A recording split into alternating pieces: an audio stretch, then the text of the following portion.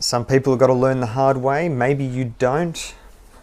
I should have gotten a reproduction door. I should have gotten a reproduction skin. I should have made a skin from scratch, or any repair I did, I should have trial fitted on the car as I went.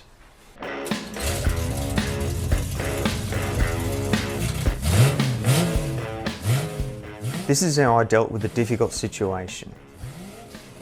Mistakes and all. I was shopping for a second-hand door for about 2 years.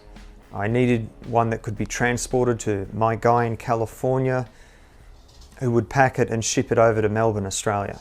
I just had a really bad experience with a reproduction rear deck filler panel, so I was really sure I wanted a factory panel. So I found a door.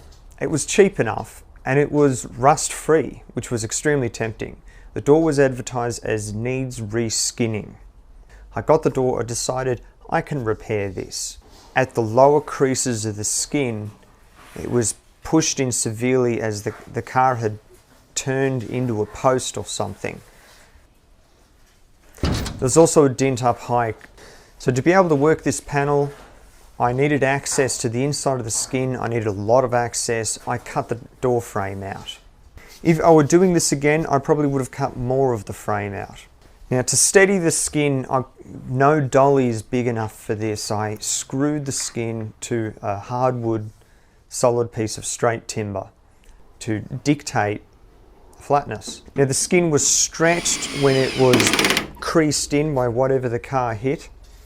So as I was clamping it down, I had an excess amount of sheet metal. So I performed a shrinking technique by heating up a swell in the skin and beating it down. As it turns out, I didn't have room to swing enough of a hammer on it. I didn't have enough heat to soften it enough. There's a lot of bouncing going on. It was much harder than I had thought.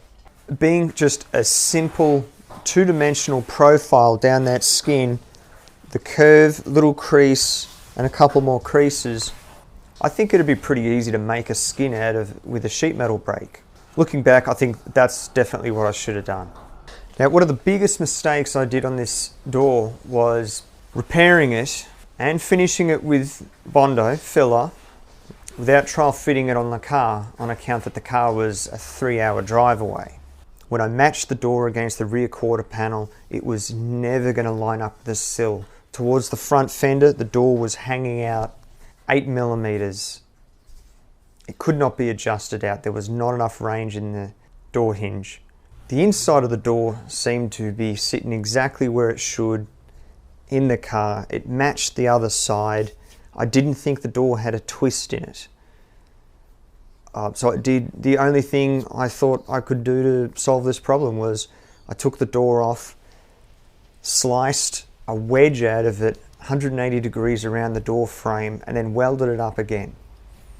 And it looks good fitting up to the car. I'm absolutely terrified of what's going to happen when I start trying to sort out windows and door seals and things. It could be a problem, but it looks like it's going to work.